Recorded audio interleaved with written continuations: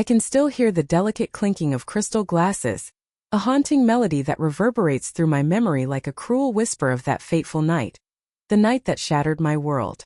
It was the grand celebration of my sister Abigail's promotion, held in the opulent ballroom of the Fairmont Hotel in the heart of Philadelphia. The city's financial elite had gathered to honor Abigail Thornton, the youngest vice president in the history of Crestwood Capital. I stood in the shadows, clad in a dress I had designed myself, a flowing creation of midnight silk that clung to my frame with quiet elegance. My parents, Edward and Margaret Thornton, stood near the center of the room, their faces glowing with pride as Abigail, at 32, commanded the attention of every guest. She was their crowning jewel, a graduate of Wharton, a rising star in the world of finance, and now the vice president of mergers and acquisitions at Crestwood Capital. I lingered near a gilded column, watching as Abigail moved through the crowd with the grace of a queen, her golden hair shimmering under the chandeliers, her laughter as bright as the crystal flutes that toasted her success. My own dark curls, carefully pinned, felt heavy against my neck, a reminder of my place in this glittering world, a place of invisibility. "Lillian, darling." My mother's voice sliced through my thoughts, sharp and cold as the champagne flute she held.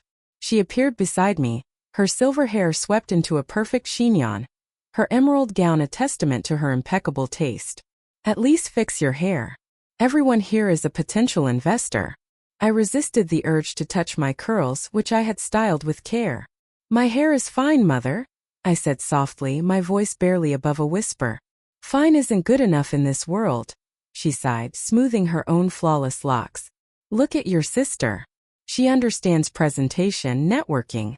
At least one of my daughters has made something of herself." Her words cut deep, a familiar wound that had festered for years. Ever since I had turned down a position at a prestigious consulting firm to start my own business, I had been the family's disappointment. My online fashion platform, Thread and Bloom, was growing steadily, but in their eyes, success was measured by corner offices and corporate titles. If it couldn't be seen in the skyline of Philadelphia, it didn't exist. "Lillian." Abigail's voice rang out, bright and commanding as she approached, her heels clicking against the marble floor. "Come meet Charles Crestwood. He's interested in hearing about your little project." I forced a smile as she pulled me toward a distinguished man in his late 60s, his silver hair gleaming under the lights. Charles Crestwood owned half of Philadelphia's financial district, including the towering building where Abigail now reigned in her corner office. "So," he said, peering at me over his wire-rimmed glasses, "Abigail tells me you run some sort of fashion blog?" "Actually," I began, my voice steady despite the knot in my stomach, "I founded Thread and Bloom. It's a technology platform that connects independent designers with—" "How charming," he interrupted, his gaze already drifting past me to someone more important. "A hobby business. Well, keep at it. Not everyone can be as driven as your sister." Abigail's laughter tinkled like the crystal glasses around us. "Lillian likes to do her own thing," she said, waving a dismissive hand. "But enough about that. Have you heard about the Langston merger?" I excused myself, my cheeks burning, and made my way to the bar, craving something stronger than the champagne that flowed like a river. The bartender handed me a gin and tonic, and as I took a sip, I overheard two men in tailored suits murmuring nearby. "The numbers on the Langston deal seem too good to be true," one said, his voice low. "Everything about Crestwood's golden girl seems too good to be true," the other replied. "But who's going to question success?" I filed their words away, adding them to the whispers I had been collecting for months. Something about Abigail's meteoric rise felt wrong, but no one dared to look too closely at a winning streak. My phone buzzed in my clutch, a notification from Thread and Bloom's analytics dashboard. Another spike in user engagement. While Abigail sat in her glass tower, moving imaginary millions, I was building something real, something tangible. Not that my family would ever see it that way. "Still checking your Instagram likes?" Abigail's voice cut through my thoughts as she appeared beside me, her smile sharp as a blade. "You really should think about getting a real job, Lillian. I could put in a word at Crestwood." "I have a real job," I replied evenly, meeting her gaze.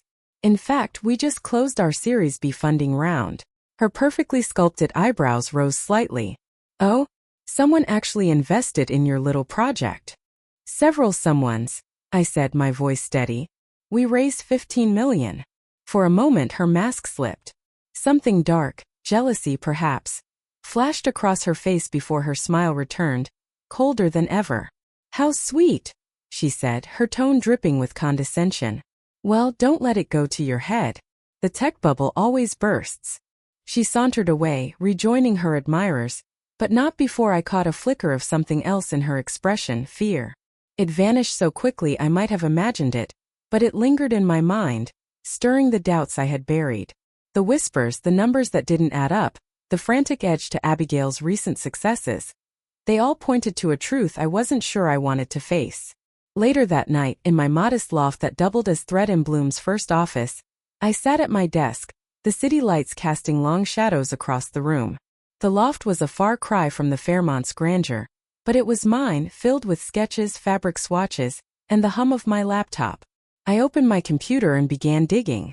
Abigail had always been ambitious, but lately, her triumphs had taken on a desperate sheen. The Langston merger, which had made headlines for its unprecedented returns, was the latest in a string of deals that seemed to defy logic. Every project she touched turned to gold, almost as if by magic. A sharp knock at my door startled me. I opened it to find an envelope on the floor, no sender, no markings. Inside was a USB drive and a note, written in a jagged scrawl. Your sister isn't as golden as she seems. If you want the truth, look at the attached files. I stared at the drive, my heart pounding.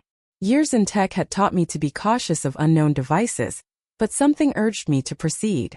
I plugged it in, and as the files loaded, spreadsheets, emails, bank statements, my hands began to tremble. The perfect daughter, the family's pride, was a fraud. Abigail had been cooking the books for years, inflating profits, hiding losses, and paying off auditors.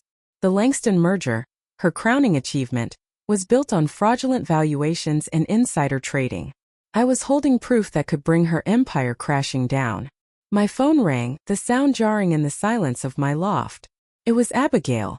I hope you're not planning to do anything stupid with the information you just received, she said without preamble, her voice cold as ice. My blood ran cold. How did you? I have eyes everywhere, little sister, she interrupted. Remember that. Now delete those files and forget about them. Focus on your cute little fashion project and stay out of my business. She hung up before I could respond. I sat in the darkness, staring at the glowing screen, the evidence of her crimes laid bare before me. She thought she could intimidate me just as she always had. She thought I was still the quiet sister, the one who played it safe, the one who faded into the background while she basked in the spotlight. But she had no idea what I had been building in the shadows, what I had been preparing for all these years. I picked up my phone and dialed a number I had saved for a moment like this. Miss Carver, I said when the line connected. This is Lillian Thornton. I believe we need to talk about Crestwood Capital and my sister. Miss Evelyn Carver was one of the most formidable corporate raiders in the business. She had been following Thread and Bloom's progress with interest, even offering to back me in any venture I chose. I had been waiting for the right opportunity, and now it had arrived. I was wondering when you'd call, she said, her voice smooth as silk. I assume you've seen the evidence? Yes, I replied. And I know exactly what to do with it. As I hung up, I glanced at the photo on my desk, a family portrait from Abigail's Wharton graduation. Everyone beamed at her, their golden child, while I stood in the background, a shadow in their light. That dynamic was about to change, but not in the way anyone expected. Abigail thought she was the only one who knew how to play the game. She was wrong. While she had been building her house of cards, I had been laying a foundation of steel and stone. And when her empire of lies crumbled, I would be there to claim the ruins. The morning after receiving the USB drive, I walked into Thread and Bloom's real office. Not the loft where I had started, but the entire 15th floor of a sleek high-rise in downtown Philadelphia. 50 employees looked up from their desks as I passed, each one a testament to what I had built while my family dismissed me as a failure. Morning, Miss Thornton. My assistant, Daniel said, handing me a coffee. Miss Carver called twice already. And there's something else. Crestwood Capital's stock dropped 20% in pre-market trading. I paused, the coffee cup warm against my hands. Any news about why? Rumors about irregularities in their recent merger deals, he replied. Nothing concrete yet, but the market's nervous. I nodded, hiding a smile. The wheels were already in motion. My office overlooked the financial district, with a clear view of Crestwood Capital's gleaming headquarters, where Abigail held court. But while her view came from borrowed power, mine was built on something real. Thread and Bloom had revolutionized the fashion industry, connecting independent designers directly with manufacturers and consumers. We weren't just a platform, we were changing how the industry worked, one stitch at a time. Daniel, I called out, set up a meeting with our legal team, and get me everything you can find on Crestwood Capital's holdings, especially any distressed assets they might need to offload quickly. He raised an eyebrow but didn't question me. That's why I had hired him. He understood discretion. My phone buzzed with a text from Mother. Have you seen the news about Crestwood?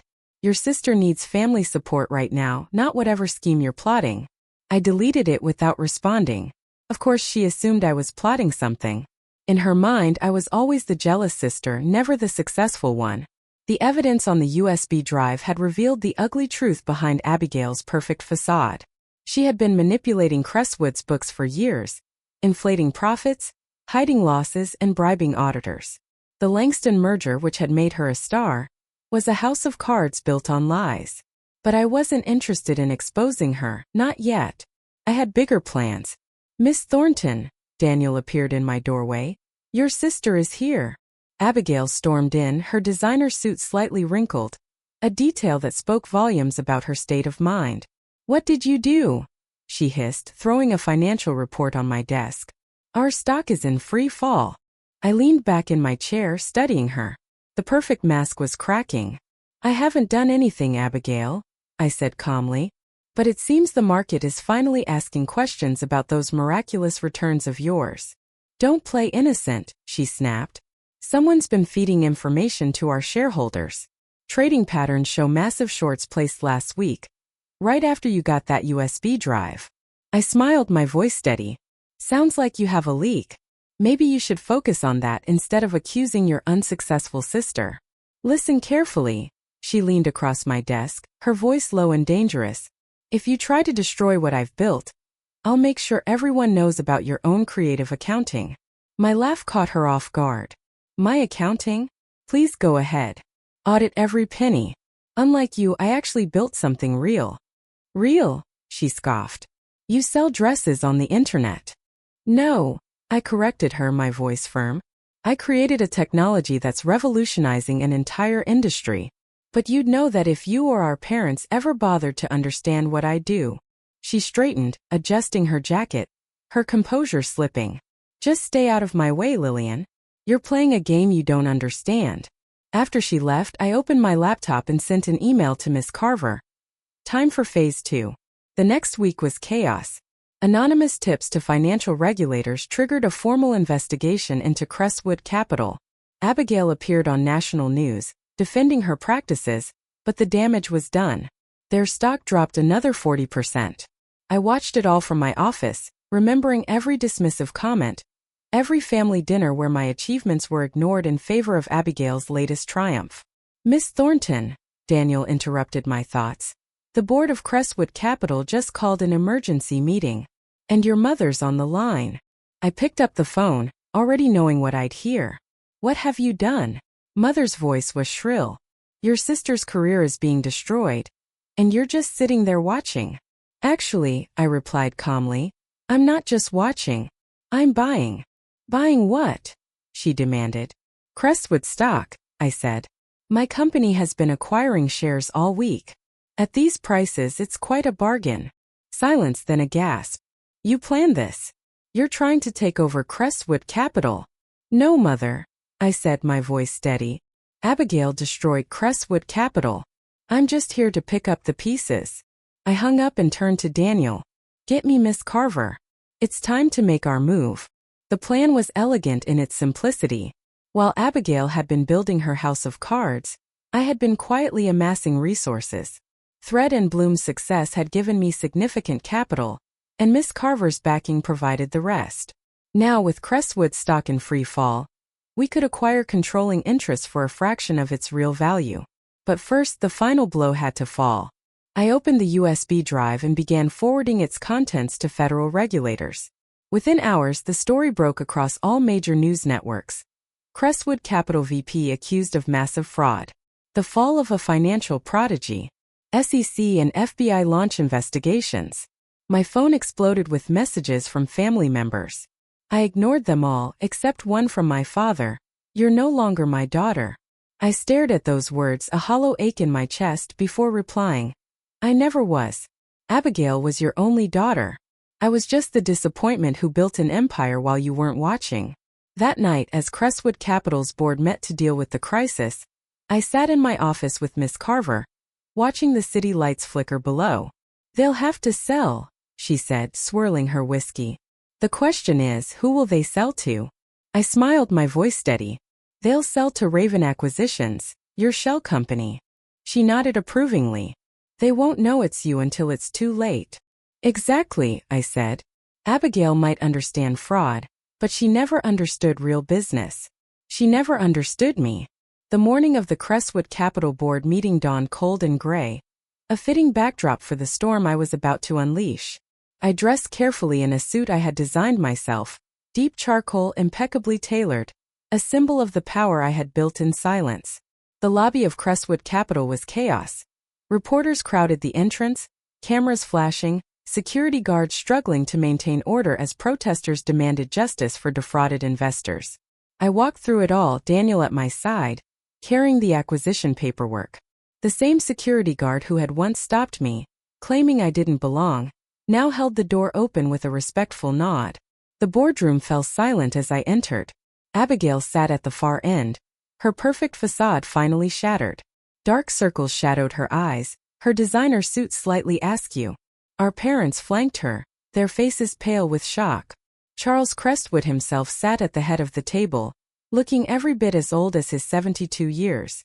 The last week had aged him considerably. "What is she doing here?" Mother demanded, standing up. "This is a private board meeting." I took a seat directly opposite Abigail, my voice calm. "I'm here representing Raven Acquisitions. We own 35% of Crestwood Capital's shares, which entitles us to a seat at this table." "Raven Acquisitions?" Abigail's voice cracked. "That's impossible. They're the ones who've been buying up our stock." I smiled, sliding a document across the table. "Not just buying. As of this morning, we've made an offer to acquire controlling interest in Crestwood Capital. The paperwork is all there." The room erupted in chaos. Board members frantically flipped through the documents while Abigail stared at me, realization dawning in her eyes. "You," she whispered. "You're Raven Acquisitions?" "Surprise, sister dear," I said softly. Charles Crestwood cleared his throat. "The offer appears legitimate. Given our current situation, the board must consider it." "You can't be serious." Abigail slammed her hand on the table. "She orchestrated this whole thing. She's trying to steal my company." "Your company?" I laughed, the sound cold and sharp. "You mean the company you nearly destroyed with your fraud? The company whose stock is worth less than half what it was 2 weeks ago? That company?" Our father stood, his face red with anger. "How dare you come in here like this after what you've done to your sister?"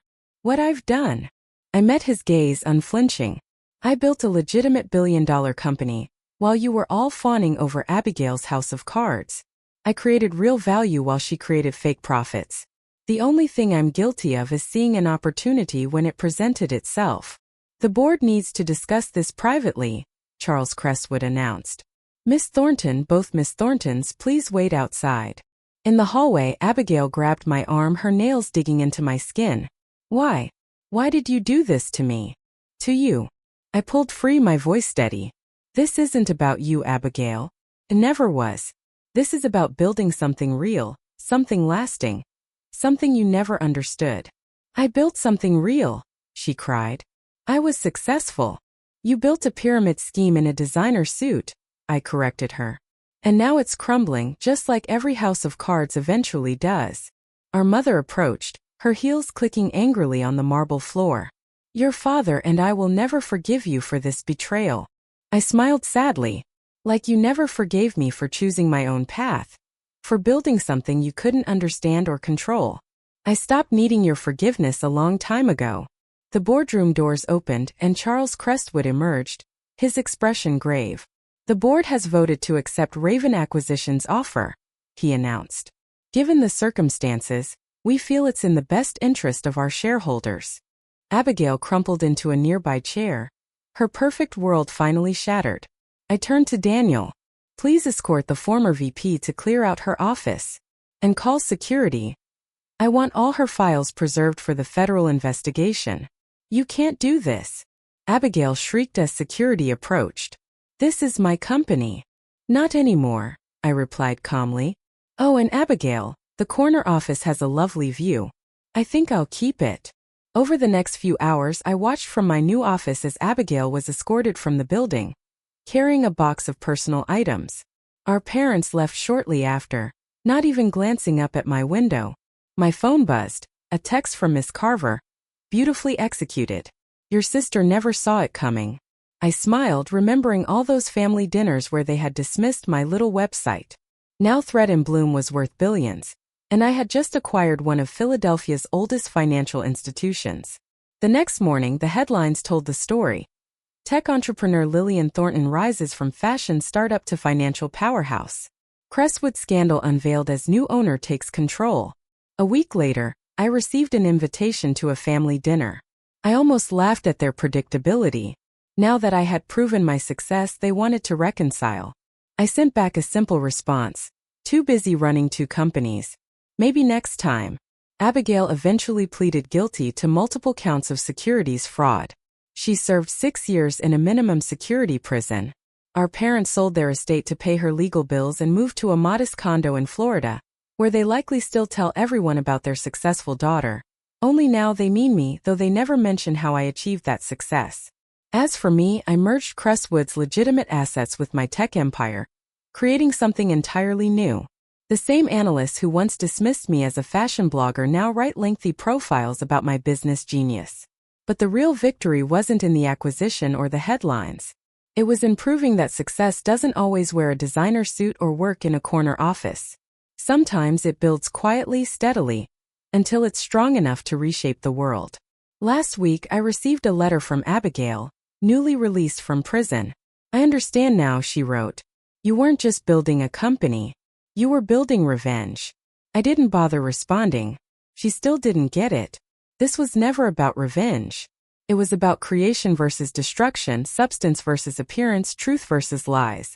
In my new office, high above Philadelphia's financial district, I keep a photo from Abigail's promotion party, the night she was celebrated while I stood in the shadows, supposedly jealous of her success.